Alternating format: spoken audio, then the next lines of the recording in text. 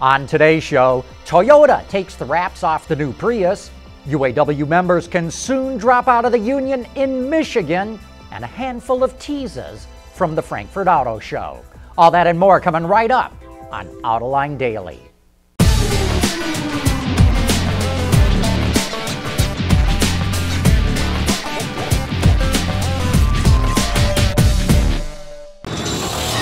This is Autoline Daily for September 9th of 2015.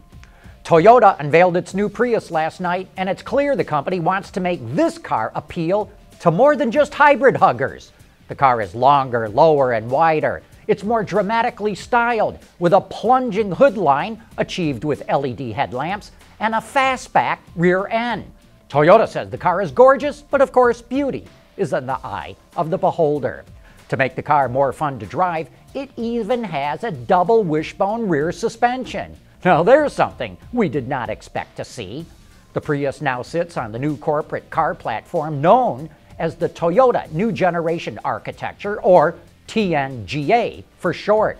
The company claims the engine is over 40% efficient, not counting its hybrid technology. And it claims it will achieve a 10% fuel economy improvement, which would put it at around 55 miles per gallon. But there's also an eco model coming, and we bet Toyota is shooting for at least a combined 60 miles per gallon with that one. So what do you think? Is this the car that will attract customers who are not really interested in hybrids? We want to know. On Monday, the UAW contract with GM Ford and FCA expires.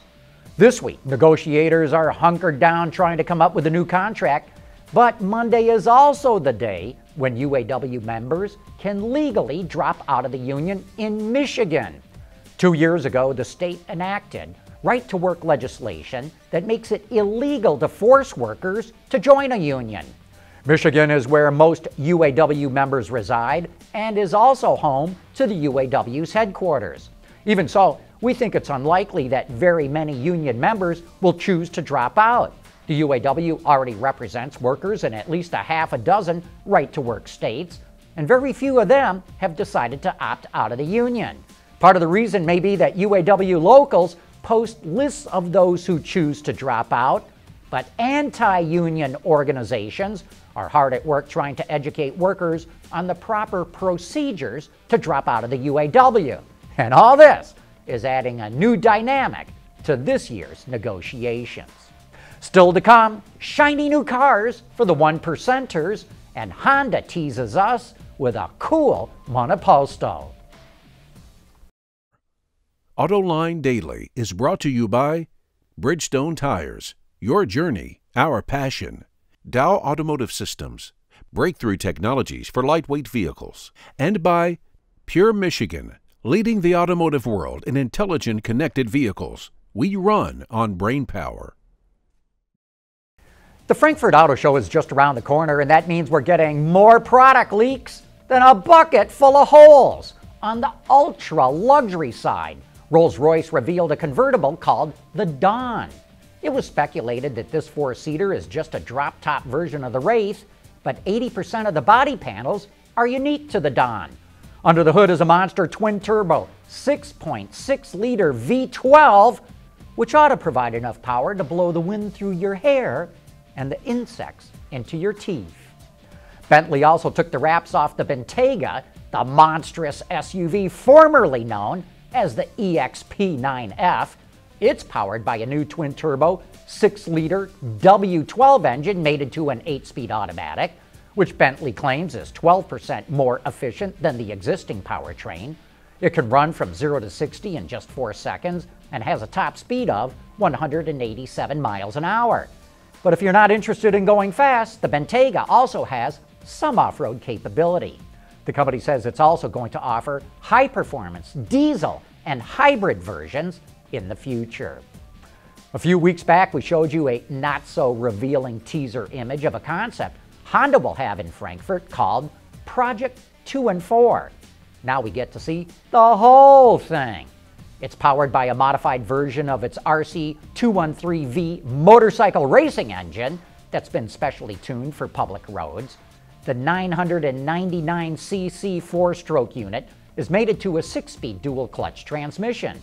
It was developed by both Honda's motorcycle and automobile teams as part of an annual in-house project to allow employees to be creative and work as a team. But I say, let's get the finance team involved and figure out how to put this thing into production. Coming up next, it's time for You Said It.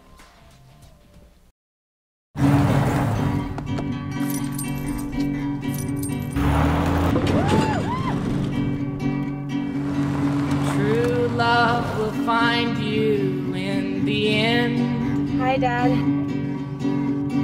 When you're committed to the job, But don't give up until your tires can't be weak in the knees. true love will find you Let him go. in the end. Durable, dependable Firestone tires. Whatever you drive, drive a Firestone.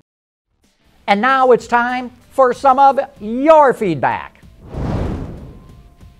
Last week, we showed you a $1,000 optional matte paint job on a Fiat 500X.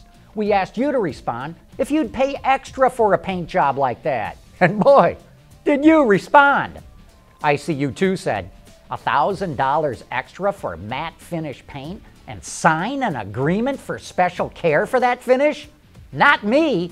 I honestly believe matte paint finish on a car is a fad that will soon pass, much like fake wood plastic trim, for example, Jeep Wagoneer.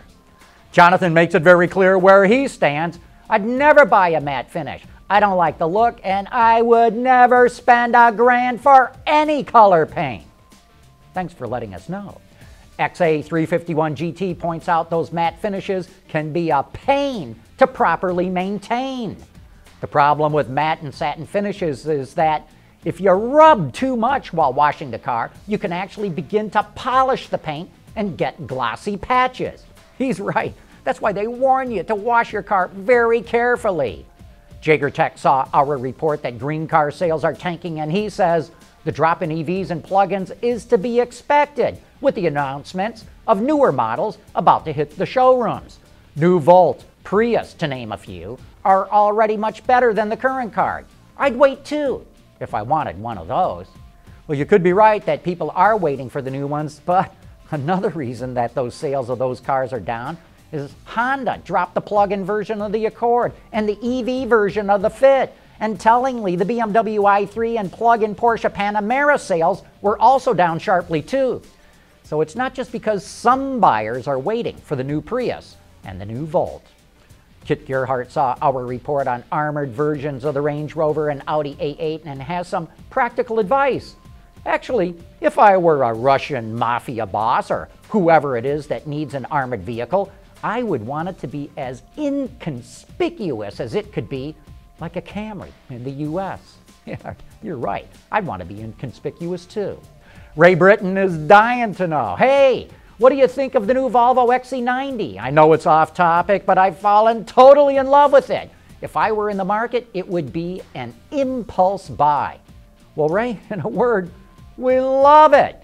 It may be the best Volvo ever, and we can't wait to see what the rest of Volvo's lineup is going to look like.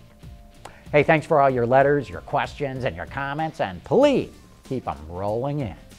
Anyway, that wraps up today's report. Thanks for watching, and please join us again tomorrow.